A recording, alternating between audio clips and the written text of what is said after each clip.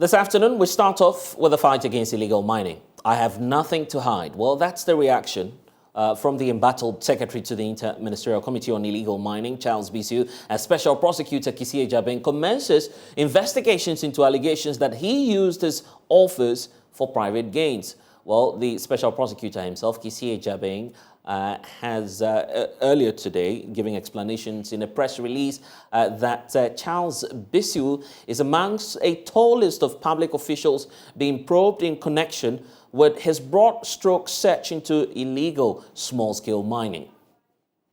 Well, I've been putting a few questions to Charles Bissiou himself and on matters relating to calls for a probe into the allegations that he used his office for private gain. Well, the embattled secretary to the Inter-Ministerial Committee, which has now been dissolved, told me that he had absolutely nothing to hide. Well, to speak, this should tell you that I have nothing to hide whatsoever. But my bone of contention is the chairman of the committee, because I've seen the president going back and forth. He and I were entrusted with a certain job. We're given the mandate to actually do so. I've never had Professor Frimpong come out to say something. And I think that for them, the adults, they should leave something for us, the next generation, to actually what to hold on to. And I'm not saying that for Professor Frimpong, because 500 excavators and all that, that statement was reckless and it wasn't true. I recall at the time when all of this started, you stepped aside for investigations to be carried out. We're not sure if that is conclusive. What was conclusive? What exactly were you told? I mean, after that whole event, what decision did the president take on this? Because at least that's not public to us, so we're not too sure of what may have happened.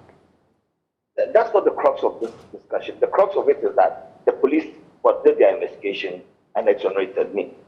The special prosecutor carried out his investigations as well. But I feel that, for example, the former special prosecutor, Martin Amitu, he was the country duty of care as well. Because the investigations that he carried out, I believe that he came out and the statement that I issued yesterday, he said that there was an issue of identity. And at that time, he actually invited everybody.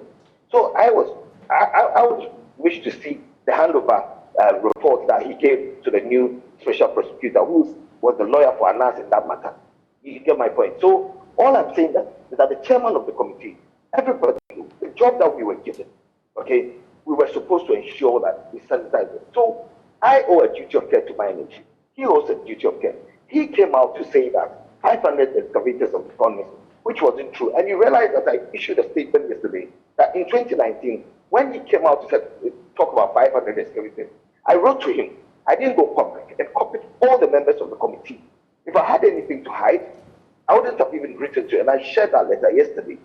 All I'm saying is that Professor Frimpong, if he's got nothing to hide, should come out, because enough of Charles Bissiou, and then where I know that I've done nothing wrong, my job was to actually serve my nation, and I did it to the best of my knowledge, and I was vilified and all that, but I kept mute.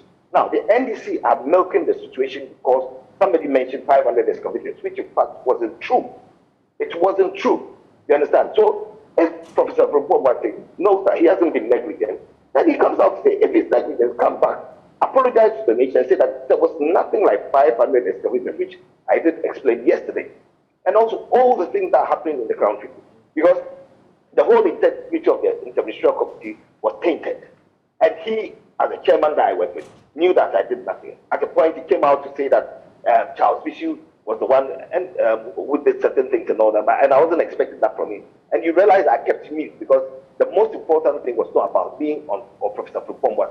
It was about our nation, that the right thing must be done. So if Charles Bissiou was going to be sacrificed for our water bodies to be clean, and then people to have the mining sector to be sent, then so be it. But I've waited for years and it's not happening. And I think I need to come out to clear my name well. And now everything that I know, I have come out to speak it, because I've sat back and watched what is actually happening, and nobody's coming out to say the truth pertaining to the Anas issue. Anas never came out with any video. Everything was orchestrated for my party people and all that, which is fine. But I'm saying that this issue of come and say. You understand? If it needs to be solved, we shouldn't give the NDC the mileage to even talk. Because the roadmap that Professor Tufumbwati led as chairman and me, the secretary, and 10 cabinet ministers to put together, I think is the solution to solve if you say the that, problem. if you say that, the NDC will come at you because they would say you're setting double standards. Your flag bearer at the time, now President of the Republic, made it a political matter. So clearly, you can tell that it will continue to be a political issue going into the next elections, and that's why, of course, as a political party, they would capitalize on it. I'm interested now in the issue about the police report. How about making excerpts of it and the portions that exonerate you public? Are you open to that?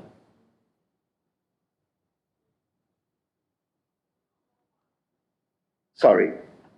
Charles, I'm just, yes, I'm talking about the aspect, the need to make the public, the police report public, portions of it that exonerate you. Exactly what are the details? Because these are just matters we are hearing of in the public. No, I don't think that's the crux of the matter, really, because the police exonerated me. I mean, you, as the fourth estate of the realm, you can also write to the police and get your findings. You understand? Yeah, but you are telling me, I'm taking your word for it. You're telling me that the Ghana Police Service exonerated you. What was captured in that investigation? You will be challenged to that, isn't it? To what? As to what exactly the police, position was on the matter. No, okay. The police report said I did not circumvent any procedures, and then basically exonerating me. Anas never came forward with the videos that were expected from him and all that. So basically, the police went out. And you're sure this is contained in the document you're referring to? Exactly, yes. It's been shared. It's public knowledge. I wrote to the police and got a copy from it. So I'm just asking you to do the same thing. Yes, and Charles, that's where many believe you would be helping the public if you put that out. I guess it ends the debate, isn't it? And I don't think it's been out over a year now. The police report was out in 2019. It came out last year, and it was all over, and everybody knew that I've been exonerated. Now, the special prosecutor, Martin Amidu, he did all his investigation. So he can ask him to. I've written about 4 petitions then to them for them to come out with it. I don't know the handover that he did, but at the time that we wrote to them, I realized I heard that in the IFA report, he came out to say that there is an issue of identity. That's the guy who came to record and all that. But at this point in time, the water bodies, those are the indicators. Those are the things that the Ghanaian is looking for. And I'm saying that the committee was formed by the president to deal with the specific that we owe a duty of care to the Ghanaian public. So me, the secretary, if anything at all, I should be jubilating and saying that, okay, because Charles was kicked out and everything, these things were plotted against me, whatever was happening, I should be happy. But I'm thinking about the next generation. And that is the fact that something like that was done to me doesn't mean that I should sit and look and watch things happening, because it's a 4-year term for the president, and the election. Okay. And we are in the second term now. So there's a certain legacy that we have to leave for the president and everyone else that's set in the government. I don't want my name to be attached to corruption. I don't want the presidency to attach to corruption. If it is true, then it is. But it wasn't true. So we've created something to exist. And I've been saying that we, as a member of the committee, the secretary, and Professor Tufumbwati, we owe a duty of care. And that 500 excavations that were mentioned, we never had it. And the statement I brought out yesterday testifies that. In fact, Charles, because we don't have all of the time, let me round off with you on 2 issues. I'll ask you about your colleague in the NPP, Chairman Wuntumi. He's come up.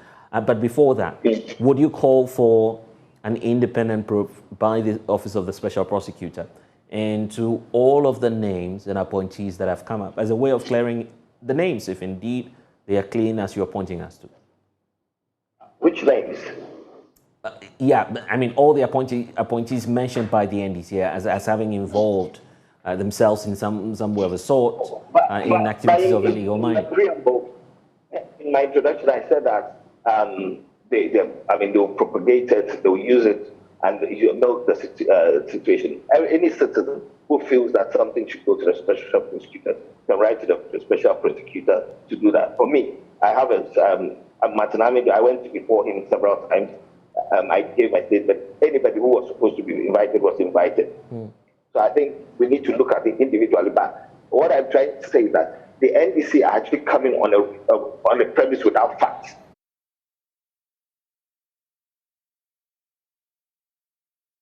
Well, so that's excerpts of my interaction with Charles Bisu, of course, throwing out the challenge to the special prosecutor to go ahead with a probe and giving clear indications that Martin Amidu, his predecessor, obviously began some work and was closing in on investigations relating to the missing excavators. Well, let's broaden the conversation, because here at Joy News, we're continuing with our campaign with the hashtag No to Galamsey. And that's why I want to bring in my special guest for today, founder of the United Front Party, UFP, Kwesi Adai Odike, a man who is famed for his hard stance against the degradation of our environment. Odike, welcome to Joy News. Thank you. Let's start off with the announcement we're hearing of from the Office of the Special Prosecutor. He says that he will go ahead and not just probe Charles Bisu and the issues relating to missing excavators, but now we're learning that it looks like there'll be a broad stroke into the entire illegal small-scale mining area. What's your take on the decision by the Special Prosecutor to commence some probe into all of these happenings? Thank you once again. Our party is United Progressive Party. Okay, yeah. Point of correction. Right. I don't think my interest is who does that and who did wrong or who did right. Where we've gotten to now, I was expecting the president to take a fact-finding working day to go and ascertain the level of destruction at this Galamsey site. Then you will get the reality and deal with it. Look, we are doing politics and blame game with this matter, but prosecution can wait whilst we put a permanent stop. That's a controversial view you hold there, that the special prosecutor holds on with the investigations. But some say we need to first of all probe what happened in the past, and then that would inform the way forward. Yes. You feel we'll be spending too much energy if we go ahead to Of probe? course, no. We can do it alongside finding lasting solutions to the problems at stake. If I were to be the president, I would have gone use my executive instrument to put a temporary ban on the illegal activities, because we don't know at this point who is doing the legal mining or illegal mining. Somebody will take license to go and mine legally. They end up doing the same thing like the illegal miners. So we don't have mechanism to control their activities on site. The minister, everybody's in Accra here. And when they give the permit, they don't have supervisory mechanism to ensure that sanity prevails at the Galamsey site.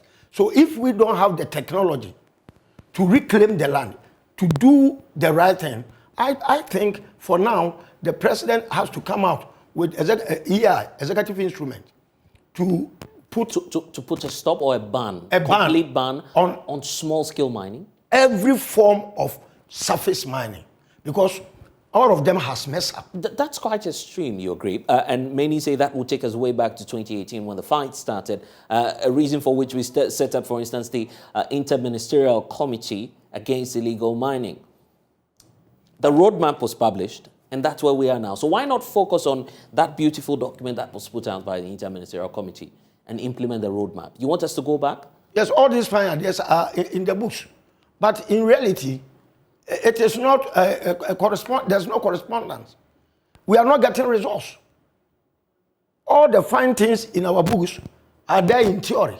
But in practice, here we are, these illicit miners are expanding their scope If care is not taken... I'll give you some credits on the parts that, yes, the evidence, just as we've done through distraction for gold, illegal mining continues. Yet you agree that government has done quite a considerable number of initiatives that's targeted at sanitizing the system. They talk about the community mining initiative and some other forms of reform and alternative livelihood programs that they've run, which government says is all targeted at sanitizing the system. So if you're saying that entirely everything is on the books, you're not painting the accurate picture, are you? But are we getting the results? All these fine storages that is in our books, just like you said, the roadmap, are we getting the results? We need results. And have you ever heard the president visiting these areas to ascertain the extent of destruction? So the approach, to me, is not the best. You've been really hard on President Akufo-Addo and his fight against illegal mining. Some say it's beginning to be personal. For instance, over the weekend, you said that the president had gone to engage, quote, stakeholders in Galamsey. Those were your words. It's unfair to the president knowing that he's put his presidency on the line for this, right? And what are we seeing? And when he was in this forum in Kumasi, to me, not one single word of commitment was delivered by the president. All the presentation he made was just lamenting. There wasn't any solution. There wasn't. There wasn't an iota of commitment to deal with the menace. And these people are advancing their cause because they know a lot of people are talking. So they understand that in a very shortest possible time, maybe the activities will come to a halt. So whilst we are dragging, they are also expanding their nefarious activities. Give me an idea of what it is that you're expecting the president to do when he went to Kumasi over the weekend. I was expecting that. Look, Nanano, I want to put a legislation that will ban surface mining because we don't have the technology. Look, even... So that's the only thing the president didn't get. That is one. Okay. Then I was expecting that he will have also hammered on reclamation, how we are going to deal with the distractions and the pollution of our water bodies. Any technology that we can deploy to, bring back our forest reserves back to its previous glory. All these things were things that we were expecting that, look, whatever has happened, let us find a way to reclaim the land and plant trees to restore the reserves back to its original state. All these things were missing. So are you telling me the president went to Kumasi on a serious mission? No. But it's a serious mission, isn't it? When you see the president, for instance, go out, engage the MMDCs, those, at the very decentralized levels, you agree that the president cannot be everywhere at every time. So he has representatives, and these DCs, ahead of the various district security councils and, of course, municipal security councils, they've failed to act, and so the president comes to say, I'll deal with you. You feel that's not enough commitment on the part of the president? Why should he assemble all the DCs in the first place to even deal with this matter? That means he's armchair president. He doesn't know what is going on. He is oblivious to what is happening in the districts because you need to have a supervisory role to deal with them. Now, you know them. You know the districts that Galamsey activities are ongoing. Why don't you call the DC in private to sanction them? But instead, this is a populist way. It tells you that the president is not ready to deal with the menace. He's not ever ready. And he must stamp on his authority and fire and send some of them to into prosecution. All these things, we are not seeing them. And the president will come back and tell us, if you have evidence, bring them. The evidence is very clear. It is visible. When he goes to the Galamsey site, the evidence are numerous. Why is it that he is staying in Accra alone, trying to deal with this canker. What, are you expecting the president to move from Accra and be in the Ashanti or Western region for some time? This is environmental terrorism. It is something that is going to affect each and everybody's life. And as a commander-in-chief of the armed forces, you've deployed military men to deal with the matter, yet we are not getting results. You put your president on the line to fight it. Now, you've accepted that the Galamsey has fought you. You've lost the battle. He said it in Kumasi. He didn't say he has lost the battle. I didn't recall him saying that. He says it's not easy. Those were the words of the president. He said, no, help me. Yeah. But when he was but he hasn't said. Let's be on the same page on that. The president never said he's lost the fight against illegal mining. No, communication has so many dimensions. What he asked Nanano to, he extended his hand for help.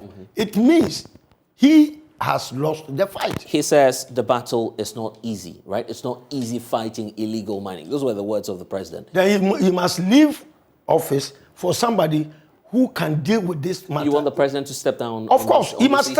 He has failed the battle against Galamsey. It is clear. He has lost it. And that's why you want him to step down? Of course, he put his presidency on the line. And if he wants to be, if he's honest to the people and has conscience to protect, he must resign honorably. Let me tell you what the president thinks now. The president says, when it comes to the fight against illegal mining, and I'm just quoting from what he said over the weekend, he says we must go bipartisan, bring on board all stakeholders. And he believes that this is the point at which all the political parties, including yourself, your political party, you're not being fair to him, because this is the time we need a united front as a nation to fight the menace.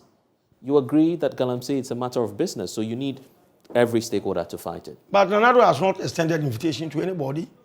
He is claiming that he can solve it. That's why he put his presidency on the line. Had it been he has extended invitation to all of us to come and you mean the political parties? Not even stakeholders, yeah, right? Because we have mining engineers, right. We have so many people who understand this. Some of our technocrats, yeah, right. They are working elsewhere. Some are in America. They do this surface mining in America without necessarily polluting water bodies and destroying the environment. So I was thinking that even in the Kumasi Forum, you should have been experts that can bring on board divergent ideas, opinions to deal with the matter. But he brought the chiefs who we are blaming for being a part of it, and the government that we are blaming that they are part of it, together. How can we resolve this issue? Why do you suspect there's that hesitation on the part of government to throw that invite to other stakeholders? I don't know, because Nanado doesn't want all-inclusive governance. Since he assumed office, none of his policies has he invited any political leader. Even when we are bringing alternatives, he thinks that we are distractors to him. So sometimes, if you hear what the president says, oh, my accusers, I'll put them to shame and stuff like that. So it tells you that he's not willing for us to, help him to solve any problems. But now the president says he's going to go tough. Of course, he's warned that some of the appointees will not be spared, for instance. DC for Bosumi Freo, we understand, may be probed or, investigated by the local government ministry in the coming days. Does that not give you hope that at least, if indeed we're going by your assumption that the president has failed, he's beginning to act now? I don't think Nanado has the moral justification whatsoever. Really? Of course, because the people around him, they are involved. How? All the appointees, the party apparatchiks, his cronies, they are involved. That is why the military also don't have the nerves, the guts, the ability to stop it. Because when they go to site, they see that Look, American ambassador Right. recently issued a statement that there's a powerful force behind Galamsey. Who are the powerful force? It could be the business community, don't you think so? And people who have significant interest, because you do agree, and you've lived in the Ashanti region for quite some time, that Galamsey presents a lot of economic rewards to persons who are engaged in it. So there's a lot of money there. So who are I'm asking you a question. Who are the powerful force? I am a businessman, but I don't control authority. I don't have any authority within my domain. It is the president who has the authority. So the inference was on the president. The statement that the American... So the president and his appointees, their cronies, it's just like a cartel. They know. Are you not exaggerating the matters? I mean, let's take a closer look at the president and all those who are around the president. I'm not sure you're saying all his ministers are involved in illegal mining. The only name that has come up will be Chairman Wuntumi, for instance. And for him, he's even contesting the fact that he's engaged in illegal mining. Let me take your thoughts on that since it's come up. He says, well, I've been engaged in mining for some time now. I'm not engaged in illegal mining. You've been in the Ashanti region for quite some time. Well, what do you think about it? It's clear. The Minerals Commission has issued a statement that they have not given him the permit to enter that forest. Because even in our mining laws, forest reserves, water bodies are not to be mined. But they have flattered all these laws and doing otherwise. So once the Minerals Commission has come out clearly that Chairman Wuntumi doesn't have any permit to enter into that Samana Boy forest, it's clear indication that he has violated the mining laws, and the law must go after him. But no, when President came to Kumasi, he welcomed him, he ushered him into Ashanti region. So what are you telling me? It means, it shows clearly that the people around him are doing it, but the president is behaving like an ostrich. Do you understand? So for me, the approach, everything indicates clearly that the president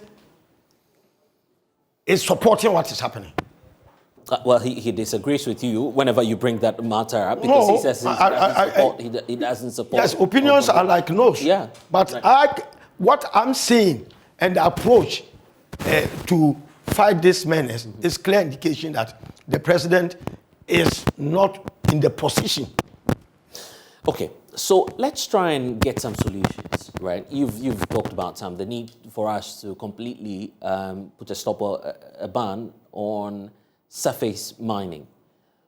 How about the issue of the employment opportunities for many young persons who are involved in this? The belief is quite a significant population of ours in terms of the young generation are also engaged in this because there are no jobs. So how do we find an alternative for all these young persons? And I'm sure you've interacted with some of them. How do we find them some sustainable jobs? First and foremost, if the president want to create job for this our up and coming youth, the reclamation program alone can offer so many jobs, because if you look at the extent of destruction, if we want to do reclamation, we engage them to help us do this, and we pay them. So one way or the other, this destruction has created a lot of job opportunities for our youth who were even mining, who were there as casual workers. We can integrate them into this reclamation exercise and reforestation. So for me, it has also created a huge employment thing for our youth. So it is about the vision of the president. If I were to be the president, right, and we've gotten to this stage, all that I do is to formulate policies that will reclaim the land and engage the youth to work on those lands, to do reclamation and tree planting and all that. And we restore. But you agree it doesn't bring the same equal measure of financial reward? It doesn't matter. what matters most is we are giving them jobs. If you want a bigger or a reward that you think you deserve, you go to other sector. I'm a businessman. No, I work and my work rewards me. So if you think what the job opportunity the nation is providing for you is not good enough, then you look at it. But we can't sit aloof for them to destroy our environment under the pretext of jobs. For me, it's neither here nor there. You are known to be very passionate about this issue of illegal mining. What's your greatest fear? Look, God in his wisdom created the nature before creating mankind. Right. So this nature is the work of God. And we must appreciate and thank God not to destroy it.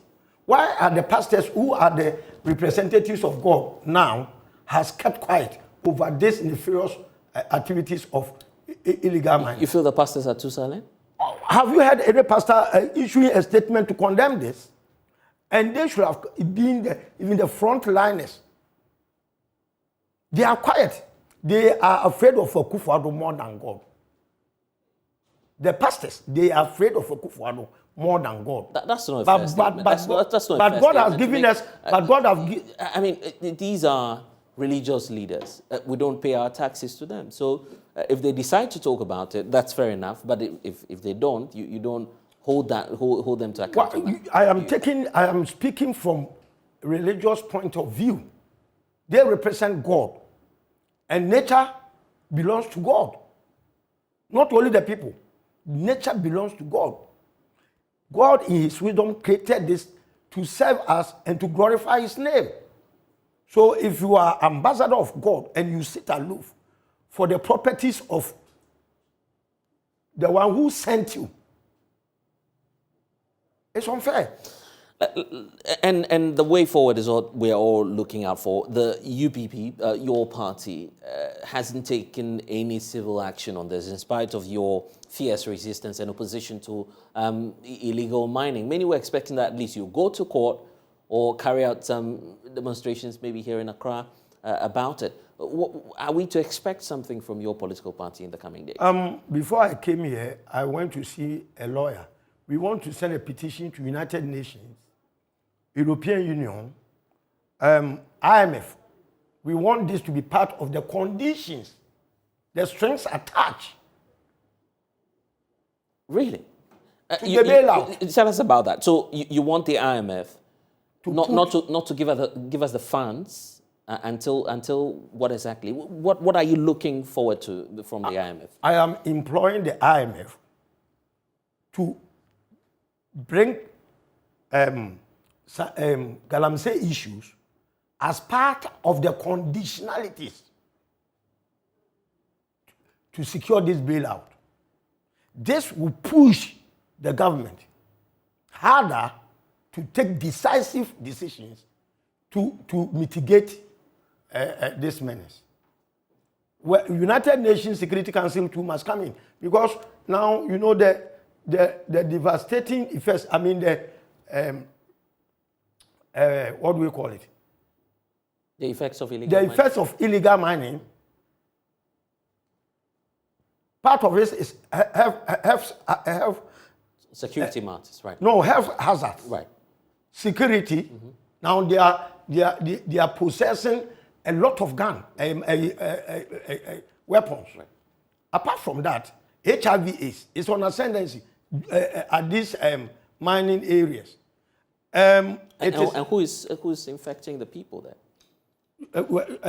Are you not aware that recently Ghana Health Service has come out with alarming rate of HIV/AIDS? Yeah, but why link that to Galamsey? The prevalence rate is more over there. You have evidence to back what you're saying? Of course. Secondly, it is contaminating our food, the tubers. You are sitting in Accra here, unbeknownst to you, you buy a yam which has been contaminated with cyanide, and you have kidney or any other infections. So we don't want United Nations to come with relief items when epidemic explodes in this country.